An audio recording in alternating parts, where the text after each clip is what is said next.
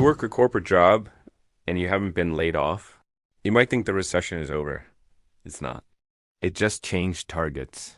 The white-collar recession has already started. And most professionals won't realize it until their career stalls. Hey, welcome. If this is your first time here, I'm glad you found this video. And if you've been watching for a while, you already know I don't waste your time. So let's get into it. This video is for anyone who has a corporate job right now and something just feels off. You haven't lost your job. Nobody handed you a pink slip. But something has shifted, and you can't quite put your finger on what. Maybe your promotion that was almost approved has been quietly shelved. Maybe your company announced a hiring freeze right after they told you the business was doing great. Maybe you got a 2% raise this year, while everything around you costs 20% more. Maybe you've been applying to jobs quietly, carefully, so your boss doesn't find out, and recruiters are responding. They're setting up calls, and then silence, ghosted, no explanation, just gone. Or maybe your manager called you into a meeting last week, gave you more work, smiled at you, and said, "We're counting on you." And somehow that felt less like a compliment and more like a trap. You didn't get fired. You just stopped moving forward. That's the white-collar recession. And today, I'm going to show you exactly what it is, why nobody is calling it that, and most importantly, what you need to do about it before 5 years pass and you're still in the same spot. Let me give you the macro picture first, because you need context to understand what you're reliving through. We are not in a traditional recession. GDP is not deeply negative. Unemployment numbers are not spiking the way they did in 2008 or 2020. If you open the news, the headlines will tell you the economy is resilient, strong even. But there are four things happening right now simultaneously that are quietly crushing white-collar career growth, and they re-happening beneath the surface of those headline numbers. Force number one, corporate profit compression. Over the last 2 years, companies have been squeezed. Input costs went up.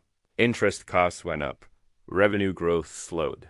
So where does a corporation cut when it wants to protect margins without triggering bad press? It doesn't announce mass layoffs. Instead, it quietly stops backfilling roles when people leave. It delays promotions. It freezes pay bands. It gets leaner invisibly. Force number two, AI efficiency replacing headcount growth. Here's the thing nobody wants to say out loud in a corporate meeting. AI tools are allowing companies to do the same amount of work with fewer people. Not firing people, necessarily, but not hiring more either. The output of 10 people can now come from 8. The projects that used to need a 6-person team now need 4. And that means there are fewer opportunities, fewer new roles, fewer seats at the table. Force number 3, high interest rates killing expansion. When money is cheap, companies expand. They open new divisions. They hire aggressively. They build. When money is expensive, when borrowing costs are high, companies go into maintenance mode. No new headcount unless absolutely critical. No new offices. No new initiatives. This is precisely the environment we've been in. Growth is frozen. And force number 4, companies are now prioritizing cost control over growth. The philosophy has shifted. A few years ago, the mandate for every major company was grow at all costs. Now, survive profitably. That single shift in priority changes everything for the people inside those companies. Put these 4 forces together: profit compression, AI efficiency, high interest rates, cost control culture, and what you get is a white-collar labor market that looks fine on the outside, but is slowly suffocating career advancement on the inside. And the brutal reality is that these forces didn't just arrive. They've been building for 2 years. The companies that are freezing headcount today made that decision 12 months ago. The promotions that got quietly shelved this quarter were already off the table before you even had the conversation with your manager. The corporate machine moved before most professionals had any idea it was moving. I want to make sure you really absorb this, because this temptation when you hear something like this is to think, not in my company. But look around you. How many open roles at your organization have been listed for more than 6 months without being filled? How many colleagues have left in the last year and not been replaced? How many all-hands meetings have included some version of the phrase doing more with less? These are not coincidences. They are the fingerprints of an organization in defensive mode. Now, here's where this gets really specific, and I want you to pay attention here because this is where most people have an aha moment. The white-collar recession doesn't show up on a jobs report. It shows up in your day-to-day experience at work. And it shows up in ways that are subtle enough that most people explain them away. They blame themselves. They think it's just bad luck. They think they need to work harder. Let me walk you through the hidden symptoms, the ones your HR department would never put in writing. Symptom 1, companies are hiring, but not actually hiring. You see the job postings. The LinkedIn listings are up. The career page has openings. But have you noticed that the roles never seem to close? People apply, interview, and then the position mysteriously disappears or gets put on hold.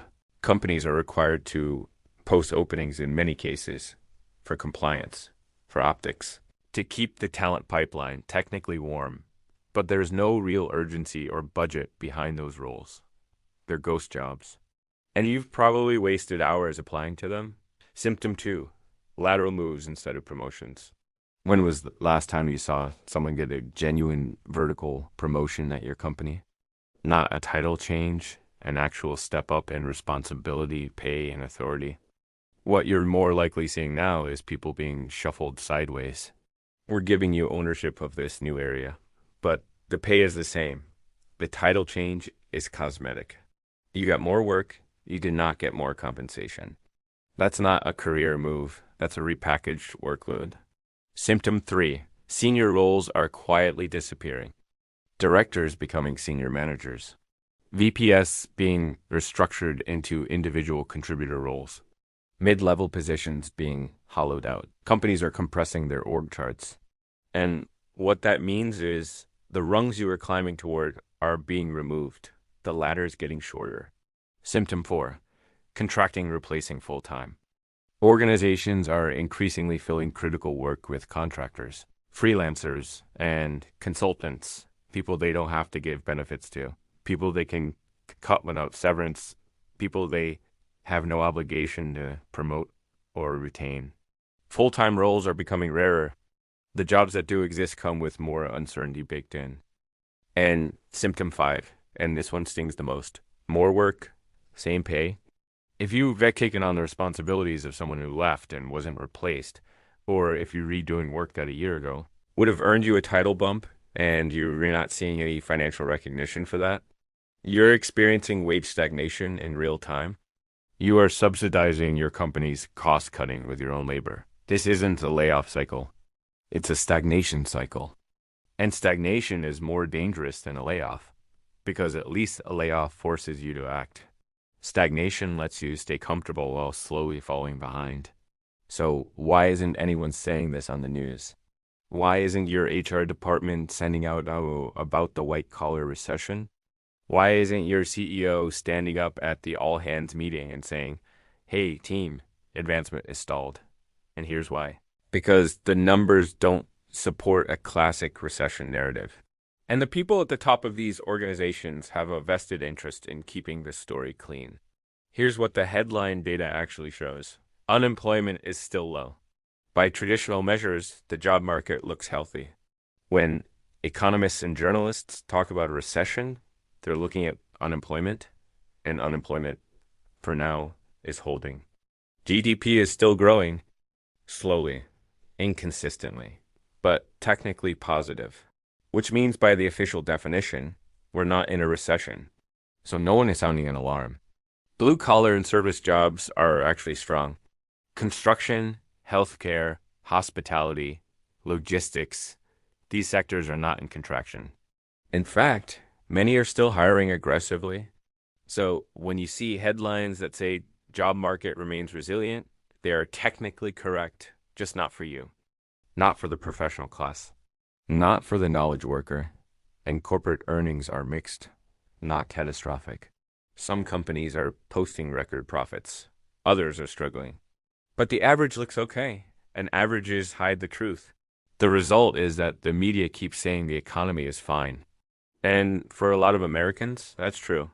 But for white collar professionals in tech, finance, consulting, media, marketing, HR, and corporate operations, the experience is completely different. The jobs aren't disappearing, but the careers are stalling. The paychecks are still coming, but they're buying less and growing more slowly. The titles are changing, but the trajectory is flat. This is the silent squeeze. And the reason no one talks about it publicly is because it's embarrassing, it's uncomfortable, and there's no obvious villain. There's no crash to point to, no single company to blame. It's just a systemic grinding halt of upward mobility, quiet, diffuse, and very real. And there's another reason nobody wants to say it out loud. If your employer admitted there was a white-collar recession, they'd have to admit that your 2% raise last year was actually a pay cut in real terms. They'd have to admit that the open roles on their website are mostly theater. They'd have to admit that their AI efficiency initiatives are directly competing with your career advancement. None of that makes for a good town hall meeting. So instead, you get corporate speak. You get investing in our people. You get we're focused on sustainable growth. Translation. We're cutting costs. We're not promoting, and we're hoping you stay quiet. Now that you understand what is happening and why it's being ignored, let us talk about what you actually do about it, because this is where we shift from analysis to action. I'm going to give you 5 moves, not theories, not mindset shifts. Actual moves that change your position. Move 1. Stop relying on internal promotion as your primary career strategy. The internal promotion track has broken down in most organizations right now. The rungs are gone or they're too far apart. That doesn't mean you stop performing. You absolutely keep performing because your reputation travels with you. But it means you stop waiting for your manager to your career. You start building optionality externally. You maintain relationships outside your company. You keep your resume current. You treat your career like a market, not like a loyalty program. Move 2. Build revenue-adjacent skills, fast. In a cost-control environment, companies protect 2 kinds of people. The people who bring in money and the people who keep the lights on. Everyone else is vulnerable. If your role is purely operational, purely administrative, purely supportive, you need to start connecting your work to revenue. Can you learn to sell? Can you learn to analyze customer data? Can you move closer to a product that generates income? The closer you are to the dollar sign, the more protected you are. Move 3. Increase your leverage, not your workload. This is one of the most important things I can tell you. More hours, more effort, more output. That is not what creates leverage in this environment. Leverage comes from being the only person who can do a specific thing, or from having skills that are scarce and high demand, or from having a public reputation that makes other organizations want you. You want to be someone your company is afraid to lose, not because you work the most hours, but because replacing you would be genuinely painful. Move 4. Prepare for compensation compression and build outside income streams. The era of 10% raises and stock grants for loyalty is over for most people. If your financial plan depends on your salary growing at 5 to 6% a year, you need a backup. That could mean a side consulting practice. That could mean monetizing a skill online. That could mean real estate, investments, or anything that creates income that isn't tied to a single employer's payroll decision. Diversifying your income is no longer a luxury strategy. It's a defensive one. And move 5. Start thinking like an owner, not an employee. This is a mindset shift, but it's a very concrete one. Employees ask, what does my job description say? Owners ask, what does this company actually need? And how do I position myself to provide it? Employees wait for feedback cycles. Owners create visibility for their results. Employees are loyal to their manager. Owners are loyal to outcomes. The people who will navigate this environment best are the people who act with ownership mentality. Even if they don't have a single share of stock, let me leave you with this. This isn't the recession your parents faced. It doesn't come with pink slips. It comes with stalled careers. And most people won't see it until 5 years are gone. The professionals who come out of this period ahead won't be the ones who work the hardest. They'll be the ones who read the environment correctly and moved while others were still waiting to be told what was happening. You now know what's happening. That already puts you ahead. What you do with that knowledge is the question. The white collar recession has already started.